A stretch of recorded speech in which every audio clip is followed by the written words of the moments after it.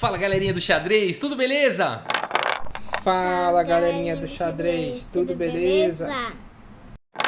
Tudo beleza, pessoal, trouxe uma partida aqui do Teimour Radjabov contra o Maxime Vachier-Lagrave no Champion Chess Tour 2021, né? O Radjabov que ficou em terceira colocação, o MVL ficou na quarta colocação e a gente tem aqui uma partida muito instrutiva, pessoal. Resolvi trazer essa partida porque ela traz um final maravilhoso de torre, peões e tudo mais, e a partida também é muito bonita. Vamos dar uma olhada. Radjabov de brancas abre aqui com o cavalo em F3, temos F5, e aqui C4, olha que abertura diferente, os peões bem distantes, né? E de certa forma esses dois peões estão lutando pelo centro, né? Se você for olhar, eles estão atuando sim no centro, apesar de serem peões aí não diretamente das colunas centrais, né?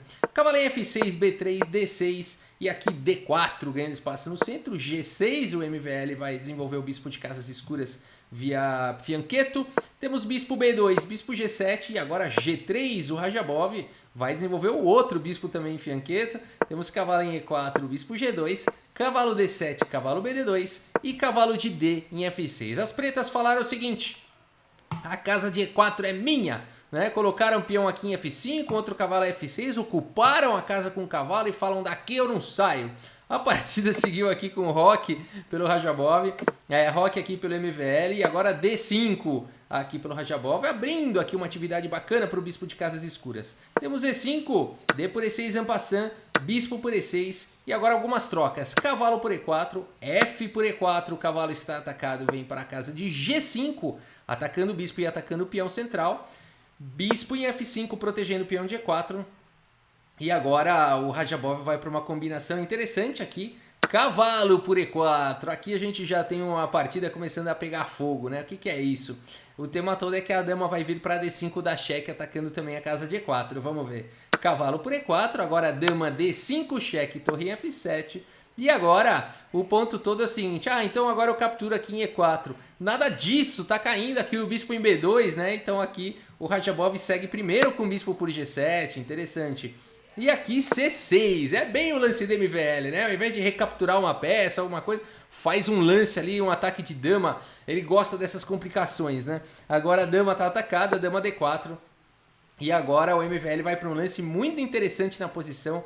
Cavalo por F2, o que está acontecendo, né? O que está acontecendo? Bom, a dama veio aqui para D4, deu algum certo apoio para o bispo, e aí veio esse lance cavalo por F2, que é um lance bastante natural. Porque o que está acontecendo, né? Aqui se você joga torre por G7, por exemplo, a gente tem as brancas com uma peça a menos, mas as brancas recuperam a peça agora, imediatamente. Bispo por E4, bispo por E4, dama por E4, e as brancas ficam com um peão a mais. Então, já que as pretas vão devolver uma peça, né? Então aqui, por isso que o lance jogado foi cavalo por F2. Pelo menos eu levo um peão junto, né? Aqui bispo em H6 foi jogado, mantendo a tensão na posição. Aqui na casa de G7 a torre agora fica escrava, segurando o checkmate aqui em G7. E agora cavalo G4 foi jogando, voltando a peça aí para o tabuleiro. Vamos fazer uma contabilidade rápida depois dessa confusão, só para checar que tá tudo bem, né? 2 peças menores para cada um, 6 peões para cada um, questão material tá ok. O bispo agora de H6 está atacado, o bispo em F4. E depois dessas manobras todas aí, a gente tem uma igualdade material, né? O Radjabov pressionando agora a casa de D6. Dama B6 aqui foi jogado agora pelo MVL. Sempre elegante o MVL, né? A maneira dele de defender agora é atacando a dama que está em defesa aqui. A partida seguiu com torre de A em D1, mas você pode estar se perguntando: Rafa, não dava para trocar aqui e depois capturar aqui o peão de D6? Por exemplo, dama por B6, A por B6 e aqui bispo por D6, não seria uma boa possibilidade? Aqui as pretas teriam um lance cavalo E3, que seria bastante incômodo, atacando a torre e o bispo, e depois de torre F2, cavalo por G2, e a gente teria aí um final bastante equilibrado, apesar das brancas terem aí um peão a mais. A gente está falando aí de bispos de cores opostas e tudo mais, né? Torre por G2, torre D7, e a gente tem aí um final, uma partida bastante equilibrada, tá? Então por isso que aqui seguiu simplesmente com torre de A em D1, o Radjabov melhora a posição aí da torre. Temos torre em E7, bispo em F3, cavalo agora em E3, então o cavalo aqui protegido pela dama e pela torre, né? Um cavalo valente aí no meio de tantas peças aqui adversárias, né? Um cavalo valente. Temos bispo por E3, torre por E3, dama por B6, A por B6 e aqui torre por D6. O Radjabov então captura aí um peão E aqui fica com um peão a mais. Um peão a mais aqui para as brancas no final desse rolo todo, né? 2, 4, 6 peões contra 5. E vamos ver esse final então.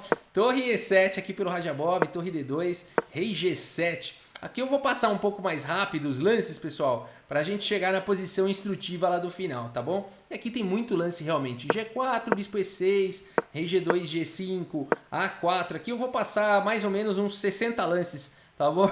H6, rei G3, torre A5, torre C1, torre E5, torre C3, rei F6, torre CD3, rei G7, H3, B5, tentando uma ruptura aí na ala da dama, C por B5, C por B5, A5 passando o peão e agora B4, deixando o peão aqui enfraquecido, o peão atacado.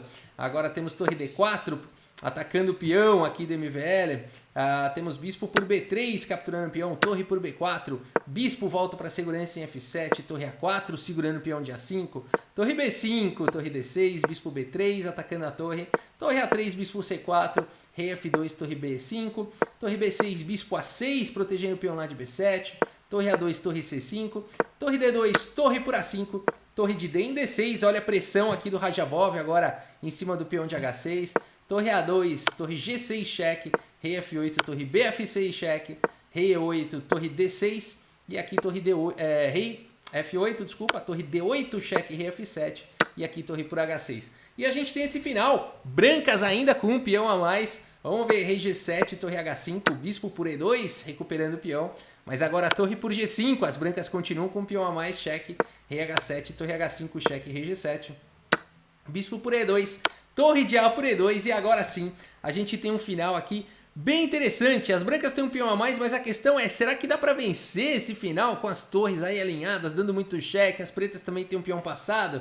Vamos ver, rei G3, torre G3, torre de 2 em E3, cheque, rei H4, torre C3 e agora torre G5, cheque, rei F7, torre B5 atacando o peão de B, rei E6, torre de D em D5 e aqui torre E3. Olha como é complicado jogar rei, né, e duas torres e peões contra rei, duas torres e peão. É um final muito difícil, é difícil de você conseguir atacar o adversário. Torre H5, rei D6, torre H6, cheque, rei C7, e agora torre C5, cheque, rei D7 e rei G5. O rei consegue avançar uma casa, tem que fazer uma manobra toda para fazer um avanço, né? Torre G7, cheque, agora haja cheque, rei F4 atacando a torre, torre de G em E7, torre D5, cheque, rei C7, torre C5, cheque, rei D7. E aqui também o Radjabov vai fazendo os lances aí, né, para ganhar um pouquinho de tempo, são 10 segundos de acréscimo por lance. Temos aqui H4, torre 1, torre D5, cheque, rei C7, torre C5, cheque, rei D7, e aí G5 evitando as repetições. Torre F1, cheque, rei G4, torre E4, cheque, rei H5, e aqui torre de F em F4, atacando agora o peão de H4. E aqui torre B6, um lance valente aqui pelo Radjabov, abandonando o peão de H, partindo para cima pro peão de B. E aqui temos então torre por H4, cheque, rei G6, torre B4, protegendo agora o peão de B7. E agora a coisa começa a ficar bonita. Torre F6 aqui, o ponto todo é um peão para cada lado, mas tem uma pequena diferença. O peão do Radjabov já está avançado, já está na quinta horizontal e o do Lagrave está na segunda horizontal. Então o peão das brancas está mais próximo de ser coroado. A partida seguiu agora com torre de H em F4. E aqui então torre D5, cheque, rei C7, torre de F em D6, evitando a troca das torres. Torre F1 e agora torre D7, cheque, rei C6, e aqui torre de 5 em D6, cheque, rei C5, torre D5, cheque, rei C6, e aqui rei G7, dando mais a possibilidade de mais um avanço aqui para um peão. Torre G4 atacando o peão, e agora torre 7, D6, cheque, rei C7, e torre E6. O peão continua protegido aqui pela torre. Temos torre C1 e agora torre aqui em F6, torre C6, torre F7, cheque, rei B6 e aqui torre de D em F5. Olha a manobra que o Radjabov está fazendo aqui na posição, ele conseguiu alinhar as duas torres na coluna F, está ameaçando jogar essa torre aqui em F6, né, e começar a subir peão. Então vamos ver como é que segue aqui, rei A6 e agora rei H7, preparando aqui a subida do peão.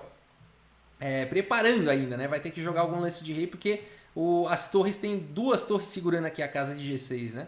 Então vamos ver, torre H4, cheque, rei G7, torre G4 e agora a torre de 7 em F6, finalmente aí cravando aqui, o ponto todo é esse, né? O ponto todo é esse. Agora a torre está cravada, não dá para jogar torre cheque que incomodaria, né? Então aqui a partida seguiu agora com torre por F6, rei por F6, e aí esse final aqui as brancas estão avançando, B5, as pretas também, aqui o MVL vai avançando com o seu peão, G6, rei A5, mas agora o instrutivo lance, torre G5, essa aqui é a chave da questão, né? Passando a torre por trás agora do peão passado, temos torre F4, cheque, rei E6, torre F8 para segurar o peão, G7 atacando a torre, torre G8 e rei F7, você fala... Então tudo está perdido. Não é tão fácil assim, porque as pretas também têm um peão passado aqui, o rei vai estar longe. Então a partida seguiu com torre por G7 e agora eu te pergunto, você tomaria de torre ou de rei? Esse momento vale a pena se você quiser dar pause aqui, eu acho que é o momento instrutivo aqui da partida. Calcular, será que tem diferença tomar de rei ou de torre aqui? Né? E aqui, enfim, vale a pena calcular ou até ver se a intuição tá bacana, né? E se a tua intuição ou o seu cálculo ou os dois mandaram jogar torre, você está correto, né? O rei tem que ficar o mais próximo possível aqui do peão. Se você afastar o rei, as pretas vão conseguir levar o rei aqui e empatar a partida. As brancas vão ter que sacrificar a torre no peão, né? Então torre por G7, o único lance aqui que pode vencer. Ainda assim, rei B4 seguiu, rei E6, rei C4, torre C7, cheque, rei D4, torre B7 atacando o peão, rei C4, rei E5, B4 avançando com esse peão, rei E4, rei C3, rei E3, B3, e aqui, se você quiser dar pause nessa posição, o que você faria de brancas aqui? As pretas estão avançando rapidamente com esse peão, então eu espero que você tenha encontrado aqui o lance de arremate do Teimour Radjabov, torre C7, né? Vai jogar o rei para longe e o rei das brancas vai conseguir encostar, né? Por exemplo, se segue aqui com rei B2, por exemplo, poderia seguir rei D3 e depois de rei A2 dando apoio para o peão, simplesmente torre B7. E se avançar o peão para B2, simplesmente rei C2 e as brancas encostaram aí no peão e vencem a partida. B1, torre por B1 e em poucos lances aqui as brancas vão dar checkmate.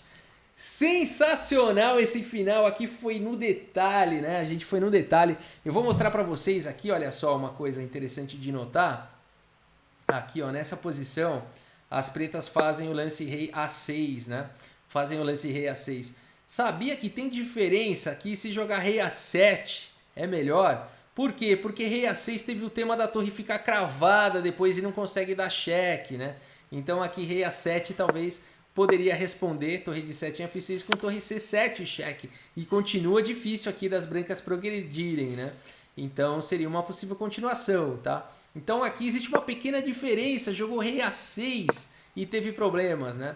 E aqui as brancas fizeram o lance rei H7 e perderam a oportunidade de jogar imediatamente torre de 7 em F6, que seria o lance vencedor. Aqui o Radjabov erra quando ele faz o lance rei H7, porque agora ele dá a possibilidade das pretas jogarem o lance B5 que empataria, mas o MVL não viu o lance B5 e jogou torre H4 cheque, rei G7 e torre G4, e aqui sim então o Radjabov percebeu que o lance vencedor era a torre de 7 em F6, o único lance que vence, porque crava a torre aqui e vai poder ir para um final vencedor, né? Da forma que a gente viu. Então olha quantas chances desperdiçadas aí dos dois lados, né? Vamos ver aquele B5 que você comentou agora, Rafa, vamos lá. Então aqui, olha só, né?